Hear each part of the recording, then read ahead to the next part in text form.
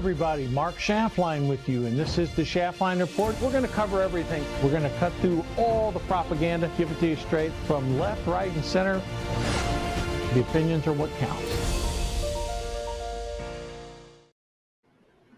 Hello, everybody. Mark Shaftlein with you, and this is the Shaftlein Report. It is the weekend edition, and we cover everything front and center out of Washington, D.C., Donald Trump overseas, and it never ends, folks. 4 months into the Trump administration, the dizzying pace continues, and I've got two great guests to talk to about it this week. I want to welcome Charles Sauer. He's an author, he's an economist, and he's president of the Market Institute to the show. And I want to especially welcome Tom Glass. Tom's the founder of Texas Constitutional Enforcement. Gentlemen, both of you, welcome to the show. Let me start with you, Charles.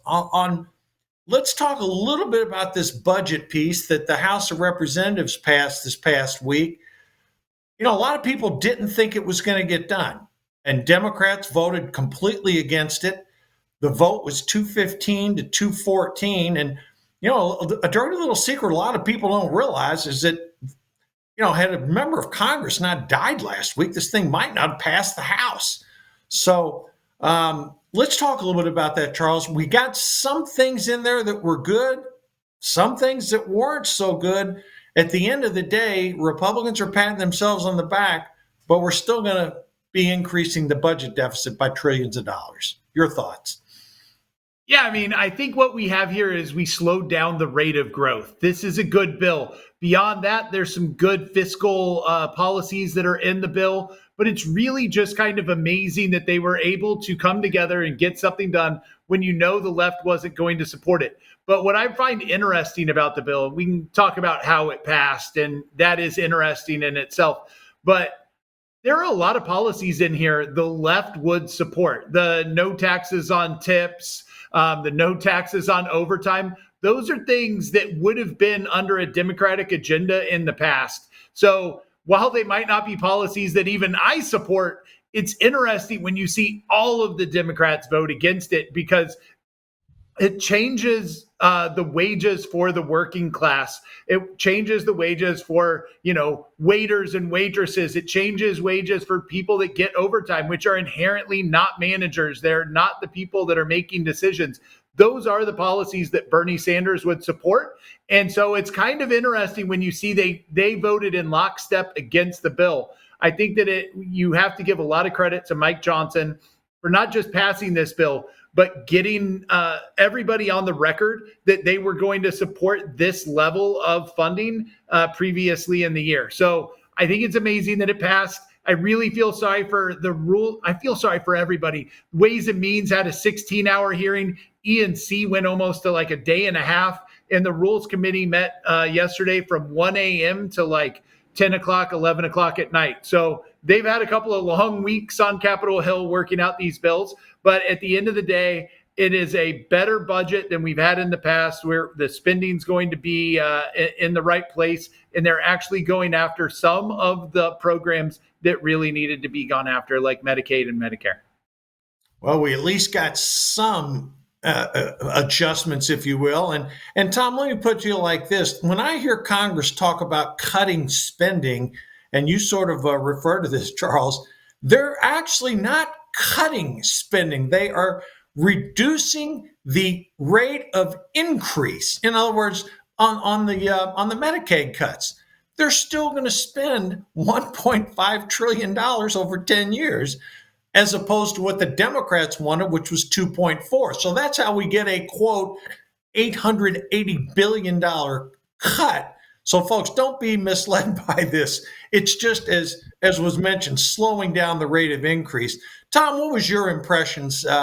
Big news out of D.C. Affects a lot of people. What are your thoughts? I want the U.S. legislature to implement the MAGA Trump agenda. And this seemed to get us partway there. It's not enough. We need to end our deficits and stop putting us into debt. But it is a victory for Trump and the MAGA agenda. So I'm happy we're moving in the right direction, although we've got a lot further to go. Yeah, I concur with what you're saying there. And let me ask you this, Tom. You know, the Trump tax cuts got extended. I mean, that's a big deal. Had they not, we were looking at a massive tax increase. And as Charles referenced, you know, there are some things in there for people, waiters, waitresses, people that work on tips. There's a credit for seniors of $4,000 in the bill because you couldn't change Social Security rules without legislation. And since they didn't get that, they threw in the $4,000 credit. I mean, that was pretty good too. So, I mean, I don't know, overall, I'd sort of grade this B plus A minus at least. And I concur with you. I think we're at least making some progress. As to things that are really important to you in Texas, you know, you've got a lot of money in that bill for border enforcement. You know, I'm hearing the stories of, just like both of you guys are, that people crossing the border down 99%. There's a lot of money in here to finish building the wall and for border enforcement. That's good. By That's the way, good for I saw a report, and I don't know if it ended up that way, that said that Texas might get reimbursed for some of the money it spent during the Biden administration on border enforcement. And we had a recent hearing on a bill to ask the federal government for that in Texas. And what I testified in favor of that was, I said, if we get it back from the feds to Texas, I want every bit of it to go to property tax relief for Texans, not more spending. Right, reduce the spending. Hey, let me ask you this, Charles. Switching back to you for a minute. You wrote an article which was published in Real Clear Politics, one of their Real Clear segments of it, and you advocated for positive things that DOGE has done. And look, DOGE gets a ton of criticism, but whether the numbers are right or wrong, there is estimated savings, according to Elon Musk, of around $165 billion. And my attitude is, if they've done that in only a couple months worth of work, God, let them keep going because they're doing it in the right direction. You supported DOGE, but in all fairness, you advocated there's so much more to do. Can you elaborate for our audience, because you did put some pretty deep dives into the what I'll call Social Security, Medicare, Medicaid, the quote welfare state? Well, I think if you're looking at the federal government, they're actually fairly efficient at spending taxpayer money. In other words, there's really not a lot of staff in DC. They take our money and they send it back out to be wasted by other people. So there's really, like, once you start a first round of cuts, there's not really a second round of cuts that you can do unless you want to shut down the agencies, which I'm all for. But the real problem is the zombie spending in DC, the spending where the money is just on autopilot and goes out the door. So one of the issues that I work on in particular is site neutrality. The government currently pays hospitals more for the same amount that they pay for the same procedure that they pay independent doctors for. So let's say you go get a drug administered in a hospital, they put the needle in your arm, they shoot it in, you go to an independent doctor, they give you that. The hospital can get paid 7 times more for that same shot. And so what we see is the hospitals taking over the markets around the country because they can buy the independent doctor, pay them twice as much, pay themselves for that shot, and then they get more inside referrals. So what I'm looking for is the second stage of DOGE, where they move past just shrinking the size of the federal workforce, which is helpful and nice, but isn't going to hit the root cause of what's driving our deficits. As soon as they get into these programs where they start looking at possibly turning Social Security into a welfare program instead of a Ponzi scheme retirement program, as soon as they start looking at Medicare and the fraud and abuse that is across the board, even in a program I like Medicare Advantage, and then they have to look at these other policies where government is not only paying more than they should for something, but they're also incentivizing bad markets. That's the DOGE that I want to see. And so I'm really sad to see Elon move away from it at the time where I think the second stage is really going to be the most important and hopefully put us back on the right path. Let me ask you this, Charles, a follow-up question. Why are hospitals getting paid 5, 6, 7 times more than a doctor? Please explain that to me.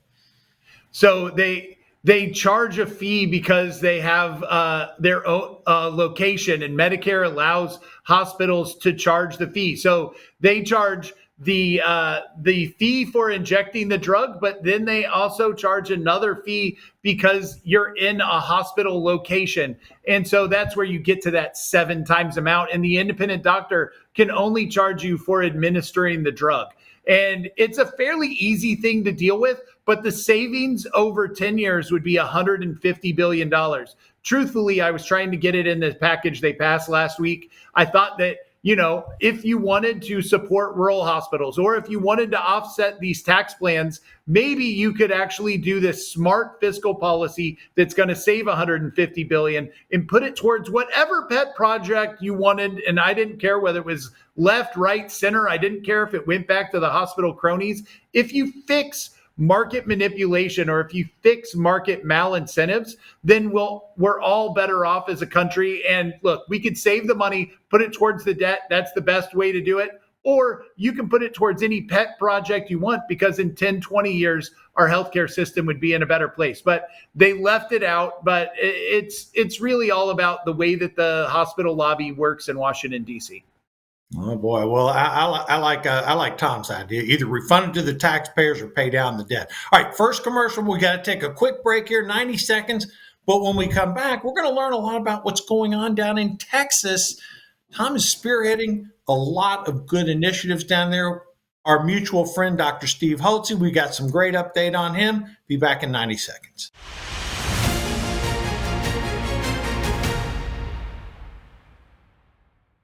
If you're like me and value products that work and align with your beliefs, you will love Nimi Skincare, America's skincare company, proudly made in the USA. Nimi stands for faith, family, and freedom. Nimi skincare products are formulated with clean and safe ingredients, free from harmful chemicals and toxins, ensuring they're safe for your skin while delivering incredible results. Nimi delivers luxury skincare at sensible prices, cutting out the middleman to bring effective, clean products straight to your door. Whether you're looking to hydrate, brighten, or reduce fine lines, their simple routines are designed for every skin type. Ready to elevate your skincare? Head over to your favorite show host fan page at Patriot TV to get started with Nimi Skincare, and use the link to get your automatic 10% order discount. Nimi Skincare, America's skincare, proudly made for women who stand for what's right. If you're about to replace your roof, stop. There's a solution about 80% less expensive. 9 out of 10 roofs can be saved by RoofMax. Guaranteed to extend the life of your current roof by 5 to 15 years at a fraction of the cost of a new roof. RoofMax's deep penetrating power restores flexibility and water protection. Nobody wants to replace their roof. Restore it instead with RoofMax for 80% less. Call now for a free roof inspection.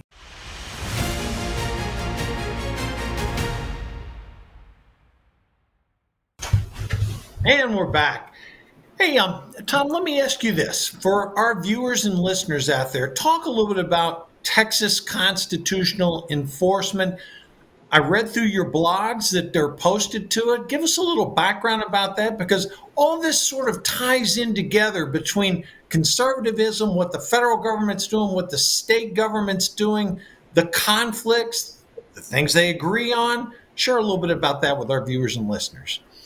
Yeah, the focus of Texas constitutional enforcement is to push back on the federal government when it goes beyond the bounds of the delegated powers that they have in the Constitution.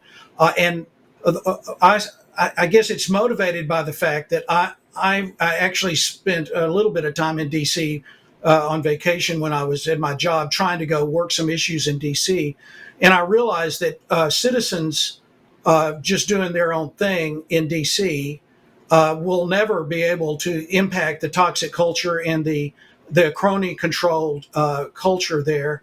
And so I started thinking about strategically how I, as an individual, could get a handle on my government. And I realized that if I could persuade my state legislators and my state government to defend my rights against federal overreach, I had a fighting chance at getting our freedom back. And so it's based on the idea that states don't have to go along with the federal government when they tell us that they're our bosses and that we can interpret the Constitution because we're the bosses just as well as the Supreme Court can or the federal government can. And the Supremacy Clause means that if you read the Supremacy Clause, it says the Constitution and laws in pursuance thereof are supreme, not the federal government is supreme or not the Supreme Court is supreme. And it begs the question about who makes the final decision. And since we believe that we, the people of Texas, and we, the people of every state, are the bosses, according to the framers' vision, that we should also get to decide what the limits of the federal government's power are. And so we're trying to organize Texas to push back on the federal government when it goes too far.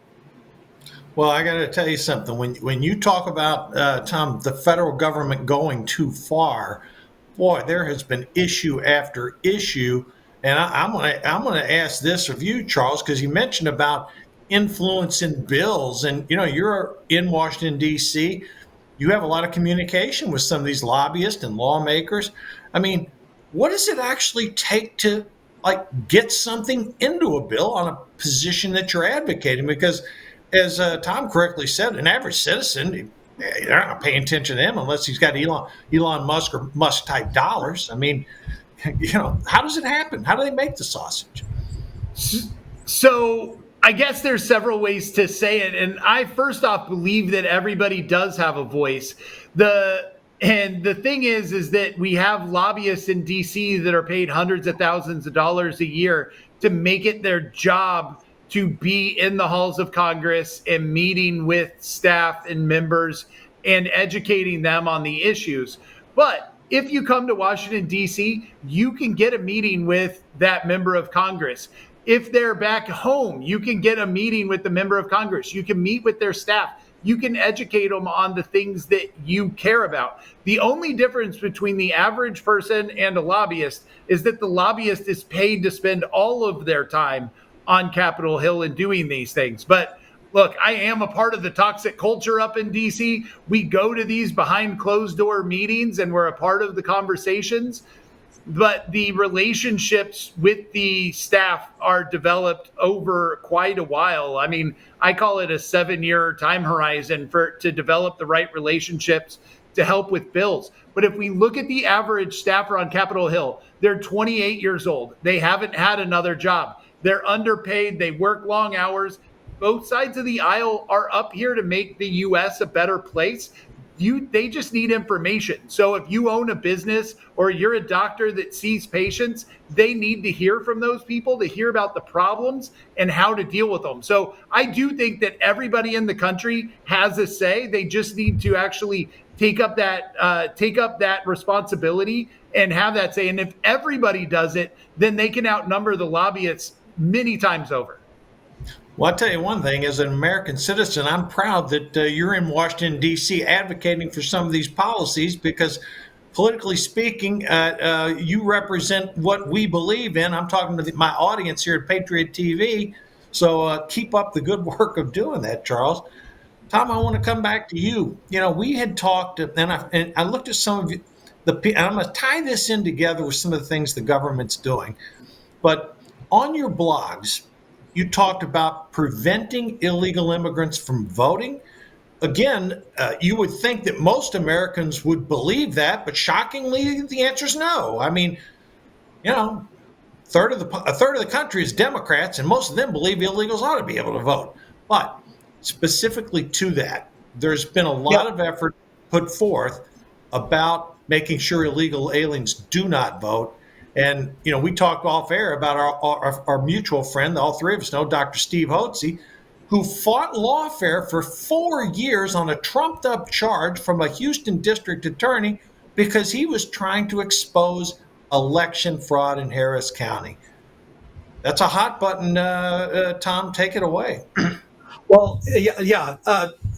Where most of the work that needs to be done in terms of election integrity. And well, there's so many issues, but with election integrity, let's just stick with that. Most of election integrity bills need to be passed at the state level to get the state election laws in good shape. The sad news on the border and the illegal stuff is, for the longest time, the federal government was telling the states that they could not stop illegals from registering to vote. Arizona finally broke through in the last few years with a bill that actually sustained challenge in the Supreme Court. And at this moment, Texas has a bill that's passed the Senate and is sitting in calendars waiting to try to make it to the floor by end of day Tuesday to be able to pass, to follow the Arizona lead and require proof of citizenship to be able to register to vote in Texas. And I'm really hoping we get that through.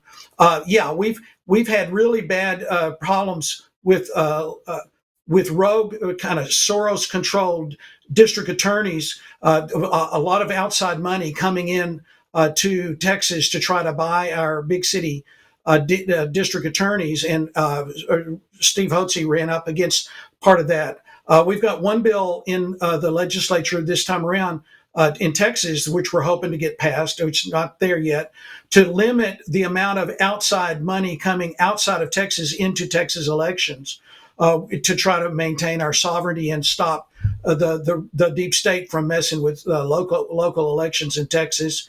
And of course, we need to push back on any rogue stuff. We also want to make sure that we can get state level prosecution back of election law, which there's another bill working its way through the Texas Legislature this time around, which we lost through details I won't go into. But we've got to have two bites at the apple. When your local DA is corrupt or not willing to enforce laws against election integrity, you've got to have a second bite at the apple at the state level, and that's what we've been working on.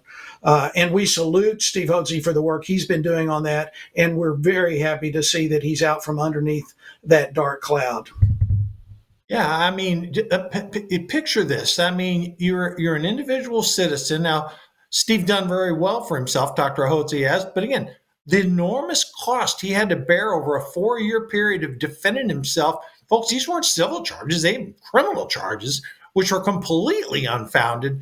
And we all send our best wishes to Steve Hotze and his family and his organization, because that man is a fighter, and he stands up not only for regular Americans, regular Texans, but he fights for, what the Constitution says. And I give him a lot of credit for that.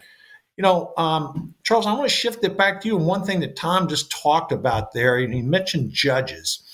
We've had an enormous issue in this second Trump administration whereby federal district judges are imposing these nationwide bans. And eventually that case is going to get before the Supreme Court. But what's your take on this? Because it happened even again last week. I mean, they had a plane load of murders, rapists, some of the worst, which Trump said he was going to deport, and he did. And these people already had deportation orders. And yet, here again, a judge is saying you can't do this. I mean, it's really crossed the line, in my opinion.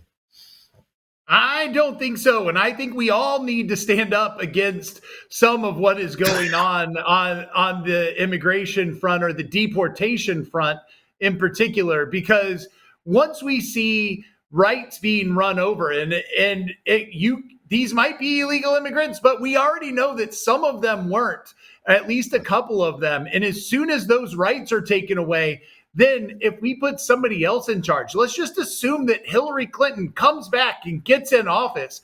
Who is she going to deport without hearing what the judges are saying? And she's going to say, oh, I'm sorry, I can't bring you back. You don't have any rights. Just because we might believe what's going on is okay now doesn't mean that we should be quiet while President Trump is not listening to the judiciary. We have three branches. We have Congress, we have the president, and we have the judicial branch. we need to have their fights and have them the correct constitutional way.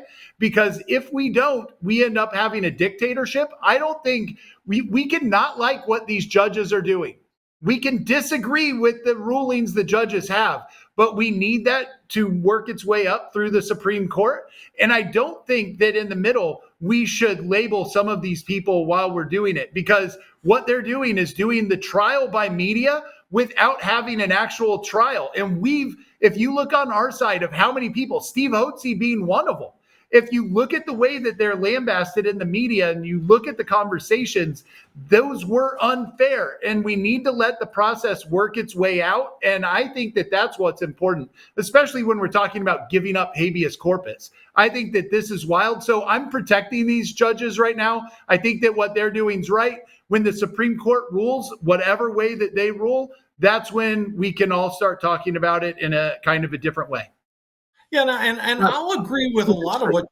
Yeah, go ahead. Go ahead, and then I'm going to follow up on it. Go ahead. Texas constitutional enforcement is dedicated to the idea that judicial supremacy is a circular and self-serving argument. When the framers created the Constitution, they in Article 6, they require every person who's in government, including the military and law enforcement, to swear an oath to protect, preserve, and defend the Constitution of the United States. Okay, so over time, especially Marshall and Story started in the early days making the case, in which, when I call it circular and self-serving, they interpreted the Constitution to mean that they were the final interpreter.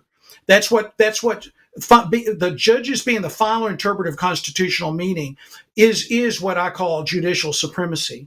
But it's my view, and it kind of goes along with what Andrew Jackson said to Marshall back in the day when he was on an issue I may or may not have disagreed with. But Marshall said, had issued an opinion saying Andrew Jackson couldn't do something, and Andrew Jackson said, "Well, he's issued his opinion.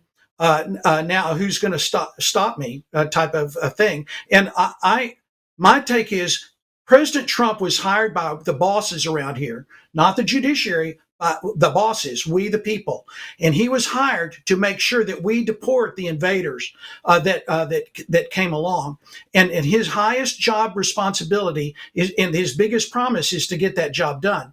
And he has just as much right to determine what process is due an invader as does the Supreme Court. And if he disagrees with Supreme Court on that, I believe he has the power and the duty, in fact, but from his oath, to disagree with the Supreme Court and go ahead and do what the American people asked him to do. And by the way, I agree with Mark that we do not need to suspend the right of habeas corpus. By the way, the habeas corpus can only be suspended by Congress. If you read it's Article 1 is where they talk about suspension in times of invasion and rebellion. But that's the Congress's duty. What Lincoln got hit by the Supreme Court for in suspending habeas corpus is, and the reason why they said he shouldn't have done it is because the president doesn't have the power to suspend habeas corpus. But he does have the power to determine what amount of process is due an invader. And that's what I think the president should do. And he cannot provide full trials and us get rid of the problem that was created by previous administration. So this will be interesting to see how it plays out. People are due some process, but invaders are due a lot less process than American citizens are. I'll tell you what, we've got a great debate going on this, and I want to come back to this. We got to take our halftime break, but when I come back, we're going to explore this a lot further because this is a fundamental question, and I think there's going to be some commentary on both sides. We got a great debate, folks. Back in 90 seconds. Hold your seats. This is going to be fun.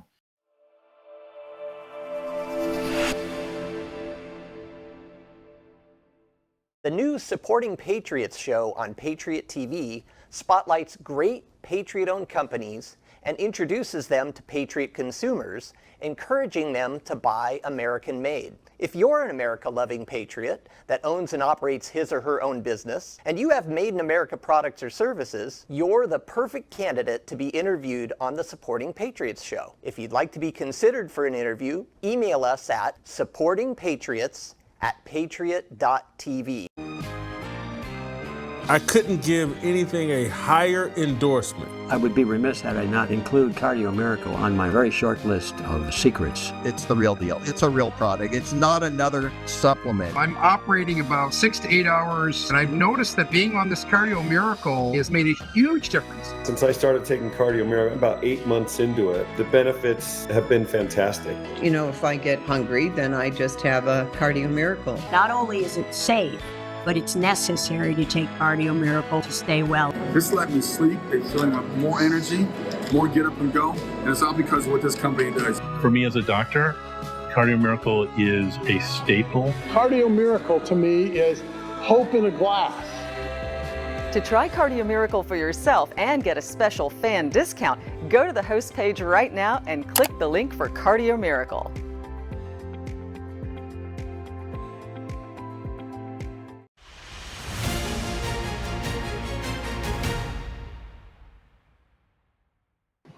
And we're back, and boy, we got some hot debate topics to talk about here. Listen, full disclosure, folks, and you guys may not be aware of this, I've caught a lot of heat from conservatives for the decision of the Trump administration to leave that guy down in El Salvador. Garcia is his name, the guy who nobody knew his name up until he became a political football. I've said it since this case first got prominence. You know, there was, 262 people deported. The only one anyone even cares about is one. And if you made a mistake, I believe they should have just said, hey, we made a mistake, send him back. This issue would have died 2 months ago, and you wouldn't have the political fervor that this thing has created among the parties. That was my opinion. I haven't changed that opinion. So, that's just sort of full disclosure, gentlemen, for what we've been talking about. I do want to come back to one thing, Charles, on the deportation piece, because the piece I was referencing was judges had signed off on deportation orders for these people. I guess Trump sent them to South Sudan, I think that's where they've been sent to now. But the conflict, as I see it, is that one judge signs off on the deportation order in this case, and another judge, now that they've already been deported, overrules it. I think that's where part of the confusion is on some of these things. And I agree with you 100%. The idea of flogging someone, a U.S. citizen, I mean, publicly speaking, not literally, I think that's wrong. And we should be going through our courts because, the one thing the Trump administration does not want to do, again, they've got a lot of successes, but when they get to the point where they're crossing the boundary, I think that's when they run into problems. Your thoughts on that, Charles? Well, first off, I kind of want to start on a definition that Tom had when he started, because he talked about the fact that it was circular in the way the judiciary worked, or the way that argument worked, but then gave a circular definition of judicial supremacy. He defined the issue, or he explained the word, explained the problem, and then accepted that he thought that was the idea of the word. But everybody can do that to any word. And the problem here, and why it's important to define this, is because if Congress passes the law, the president implements the law, and the judiciary looks at how that law is being implemented. And that's just the way it is. And later in the argument, we talked about the fact that Congress has the right to look at habeas corpus, and that's in the Constitution. So we can have a Congress that is over the president and being able to make those decisions. The judiciary has the ability to look at the laws and how they're being implemented. Now, in this case, to get to your question, why that's important to kind of sort out is that this is the judiciary's role. And they are all sitting on individual islands. And so we have one island that makes one decision and another island that makes another. But at the end of the day, the Supreme Court is the last one to look at why Judge A made one decision and Judge B made another and figure out either who's right or if they need to rehear it. But that's the way the judicial system works. And one of the reasons why, look, again, you can support or oppose what Trump is doing with these illegal immigrants. But the fact is that we should let the courts look at how they're doing it, make it up to the Supreme Court, and make that final decision. And then if Trump doesn't like it, if the Supreme Court says no, here's the way you go about it. Trump talks to Congress, asks Congress to pass a bill so he can do it the way that he likes, and then he implements it. And when that comes up, the Supreme Court has a lot more problems because now there's a law that is implemented to let him do what he wants. But that's the way our system should work. Again, no innocent U.S. citizen should be shipped into a Venezuelan, Guatemalan, Puerto Rican, South African. It doesn't matter what jail. They shouldn't be shipped out of the country and lose their due process rights.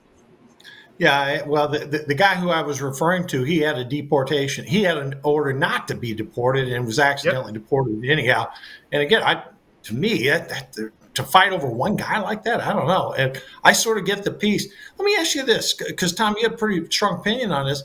We're seeing not only with the issue of illegal immigration, but we're seeing district court judges on a litany of issues. I mean, what came out just on Thursday last week, where Trump's trying to close down the functionality of the Department of Education, and Linda McMahon is spearheading that, and a judge just ordered Trump administration to restore everyone who was fired. I mean, it's creating chaos out there, and I get that these are executive orders, not legislation, which is a point Charles made there. But what are your thoughts relative to, I mean, should district court judges, I mean, right now they can until the Supreme Court says they can't, but is that a case that needs to get to the court so we can have district court judges, handling things in their district? And one final piece, I want to be fair about this. When Joe Biden was president and he was trying to forgive $1 trillion of student debt, a Texas district court judge stepped in and said, you can't do that. So that I think supports Charles's opinion. It's, hey, this is the system we have. It can't just be all what Trump wants, because we got some benefit, our side did, from those district court judges that halted a lot of bad initiatives of the Biden administration. Your thoughts, Tom? Well, I guess one thing that I'm thinking about is Steve Dace has a quote that says, the United States has never been a nation of laws as much as it is a nation of will, and it always will be. And I as an attorney, and one who always believed the rule of law is a very great benefit to people, I was taken aback when I first heard that, and I think he overstates the deal. But they also, as a Texan who celebrates the success of the men at the Alamo and the Texas Rangers in civilizing a very uncivilized place, I know that will matters. And will to actually get something done matters. And the other thing that informs what I talk about is in law school, I studied British legal history. And, they didn't have a written constitution. What they had is kind of a precedent-based constitution about who was supposed to be involved in what aspects of their society. And the big fights they had were between Parliament, the king, the nobles and the aristocracy, and the church. And they essentially, over time, when they had struggles, when one tried to horn in on the power of the other, they would have fights about this, sometimes actually violent fights about it, until they came to an agreement that said people shouldn't work outside their lane. And what I see here going on right now is a struggle between the judiciary just trying to have more power than the framers gave to them, and they're trying to actually do the job of the president. They want to be the general. They want to be the executive and tell the executive what to do in a granular way. And I just think that's way big time overreach of what the judiciary is supposed to do.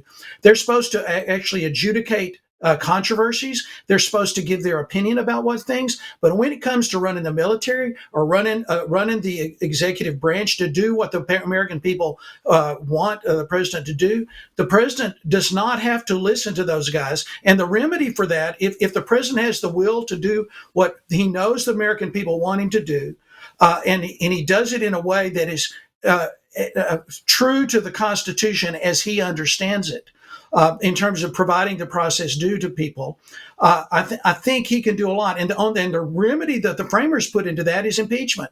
If they think he's going to become a dictator, the Congress can go to stop him. But I think both Congress and the president want to see the president's agenda implemented, and they don't want a rogue judiciary assuming the powers of the executive to be able to stop what the will of the American people is. Well, I can't refute anything about what you said there, because you're coming to it from a legal perspective, and I think there's a lot of common sense in what you're talking about there. But the one question I have, and I'm going to ship it over to you on this one, Charles. I mean, Trump to this point, I know he's wanted to go farther, but he has, despite Trump derangement syndrome on the Democratic side, he has used what I'll call restraint in handling some of these district court rulings. I wouldn't say he's complied with all of them. I wouldn't say he's deliberately not complied with them, but they've slow walked a few things, just to be generous about it. But ultimately, where does this end? I mean, and what is your thought? You're a DC insider. What is the reaction in DC to these district court judges? Again, some cases have been favorable to the president. Others have not. I know conservatives believe he's losing all of them, but that's simply not the case. From a DC perspective, what's going on here, and will ultimately the Supreme Court get this case, and how do you think they'll rule? Well, in some ways, I want to see where you think he slow walked it, because for better or worse, and again, it can be on both sides. I think he's got his pedal down almost all the way, and only backing off when he's been told to. But at the same time, what we really have is I see that what Congress is going to end up doing is writing in more rules in their legislation. So when you talk with, I don't know, I wrote what was called the world's greatest healthcare plan, or helped write. Pete Sessions and Senator Cassidy introduced it back, I think it was 2018. It was a great bill. But what we did is called black boxing, and we gave the Secretary of Health and Human Services the ability to pick how a lot of things were implemented within that bill.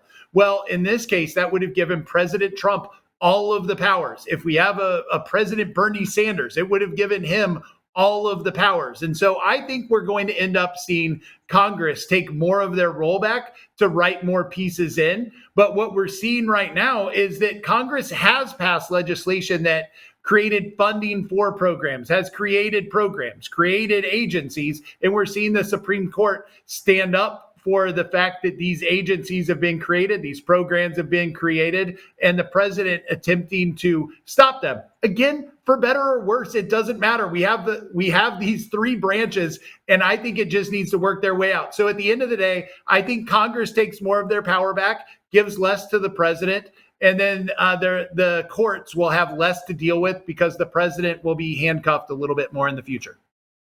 Well, again, good points on all. And I tell you what, Mr. Producer, we're having so much fun here. We're going to skip the last commercial break and keep this going because we got quite a few topics I still want to cover here.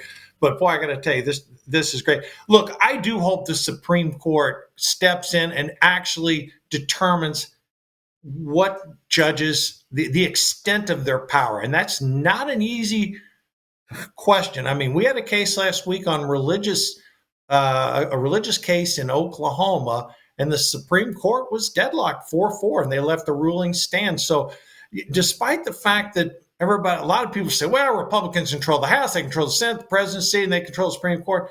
Look, it's 6-3 based upon, quote, conservatives, quote, liberals. But that doesn't mean they're all going to vote that way. They had cases where, again, it was voted 9-0 on that Garcia case. They just changed the wording a little bit on.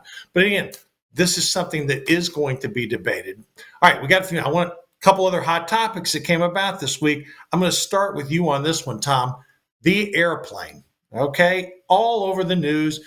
Look, you may like Trump, you may not like him. I happen to like him. But what he did in that Middle East trip on the investment coming back to the United States and solidifying relationships with our allies in the region, and an olive branch to the Saudis, giving Syria an opportunity, getting rid of the sanctions there.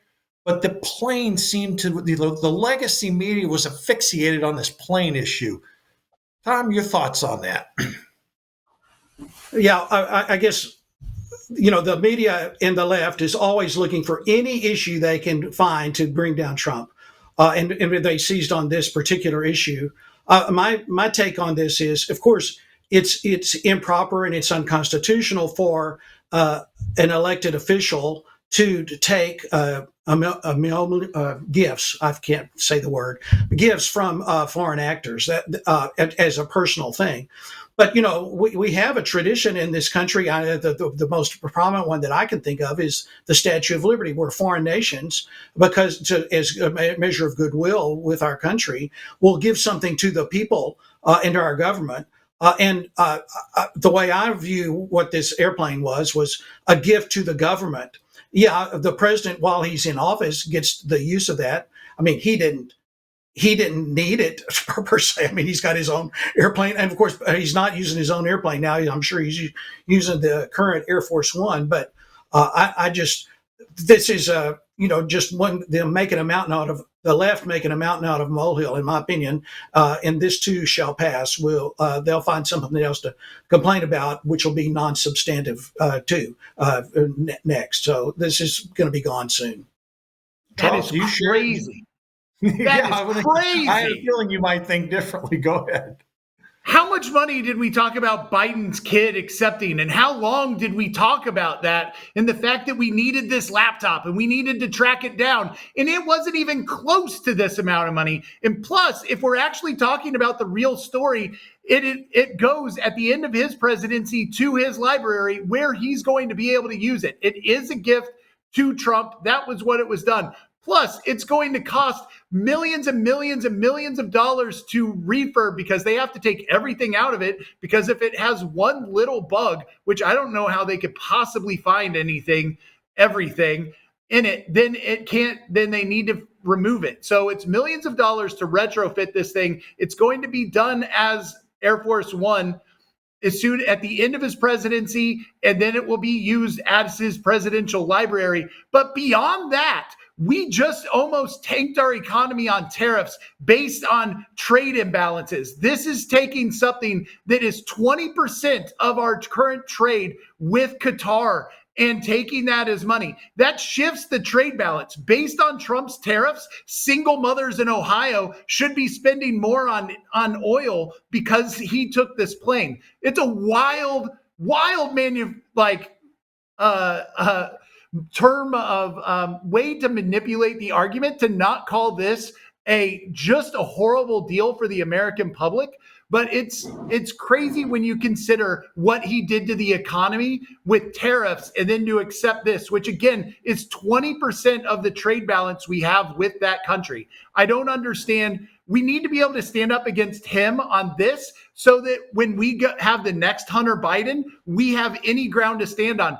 I also blame the media on this, because the media didn't go after the Hunter Biden scandal. Mainstream media didn't do it, which is why we talked about it all the time. But the fact that they didn't go after him means that they're having a really hard time going after Trump on this. We need to stand up now so that we can go after the next Hunter Biden as well. Charles, one follow-up question to you. If Trump was not keeping that plane as part of his presidential library post-presidency, and it was retained by the United States Air Force, would you have a different opinion? Yeah, you want to stand it up on its tail and put a lamp out on the wing? Yeah, maybe, but it still doesn't make any sense, because look, as the libertarian side of the debate, I don't really care about the foreign relations as much to start with, or war. But the fact is Air Force One is what keeps our president safe. If you can see the size of bugs that can be planted now, they are smaller than the size of a grain of rice. The ability to clean that plane and actually make sure that it's safe is impossible. I don't know how they would ever actually do that. And so I don't think we should have had it in the first place. I don't think we should take it. And with Trump's tariff idea and the fight behind those tariffs, never should do it, because again, it's 20% of our current trade balance. And you heard he based the whole tariff on the trade balance. So again, single moms in Ohio paying more from goods from this country just because he's taking a plane. No way, no sir, no how. Tom, one thing I enjoy about it, you stick by your opinions and you back them up. When I said I met Charles on that, Tom, I'm going to say the same thing to you, but I want to hear your thought. Charles brought up tariffs there. Trump has made a lot of adjustments on tariffs. The stock market initially tanked, went down about 19%. It's rebounded significantly despite a sell-off this week, which rebounded on a Thursday. But what are the effects that these tariffs are having on individuals? And particularly, talk about Texas, if you will. How are the tariffs affecting Texans? I don't know that much. I was trying to get my big mower repaired the other day, and I asked the guys in there, I said, what do you think tariffs are going to do to the lawnmower market? And they said, well, we don't know for sure. A lot of the stuff we sell here is domestically made. And I was talking to the guys, like the mechanics and stuff about that and what they were thinking about it. And I guess the conclusion we came to is that I guess I'm more on the Steve Bannon side of this. We've been living under a system by which the big money men have manipulated the system to benefit themselves at the expense of the small guy for a long, long, long time. And I think what most of the MAGA supporters of Trump see, including his blue-collar guys, is that he is doing what he can using his negotiation skills to reset the way business is done in the world, so that the ordinary worker in America can have more jobs and produce more, and we're better situated to go up against bad foreign actors. And if that costs a little bit more in the short term, certainly it's some of my stock portfolio has taken a hit, as it did when Trump was doing it during the first time. But the thing is, if we can get to what Trump's vision is, which is to where the ordinary worker has more jobs, so we produce more in America as a result of this effort, I'm not going to stand in his way. I'm going to watch it. I was raised on economics that said when goods don't cross borders, armies will, and that free trade is the best. But he's making a powerful case that we've not been in free trade. We're in unfair trade, and he's getting it more fair. And I'm going to let the president do what he can and see what the results are, because I think there's a whole bunch of people cheering for him to get it done. Charles, I've got a layup coming your way on this one. You wrote a book about profit motive, and you said, what drives the things we do? Again, your economic experience, tie this all in sort of a bow with me here, because this is a big deal. I mean, tariffs on our trading partners, taxes, ties together here and from pieces from your book.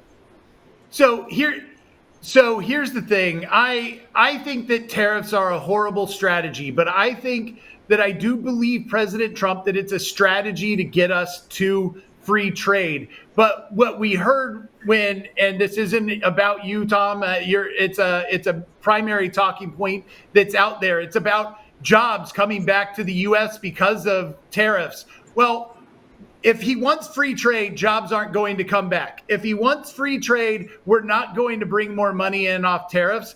And the fact is people don't want the manufacturing jobs in the first place. So what we see is profit motive. What people want are more resources to be able to build more businesses and build more products and buy goods that increase our quality of life. So the profit motive that I see is, if President Trump wants free trade, I think that's good. I disagree with this strategy, but I think that's a fair disagreement. But at the end of the day, I think not having the tariffs would have been the better way, because we beat them on offense instead of playing defense. He just thinks of offense differently than I do. I don't like the secondary people that claim that it's going to bring jobs and money, because you can't have free trade, jobs, and money. Tariffs will bring one of them. Well, I mean, it's an interesting economic debate. And can some of those jobs come back to the U.S. given our wage system in this country? And the fact that, as a lot of people said out loud, a lot of illegal immigrants that took some of these jobs are leaving, either being forced out of the country or some leaving voluntarily. But anyway, they're hanging out in the shadows. That is not going to help if you reduce that workforce and try to bring manufacturing back at higher cost.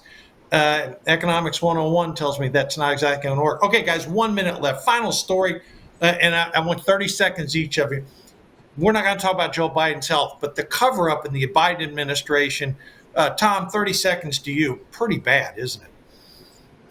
Yeah, I mean, we've been living with a regime that gaslights and lies to us for a long time. And, you know, you talk about the DOGE stuff, the grift that was uncovered. But for me, the big story of DOGE was the amount of grift, how the American left and the establishment in D.C. is being funded with the debt that we're in.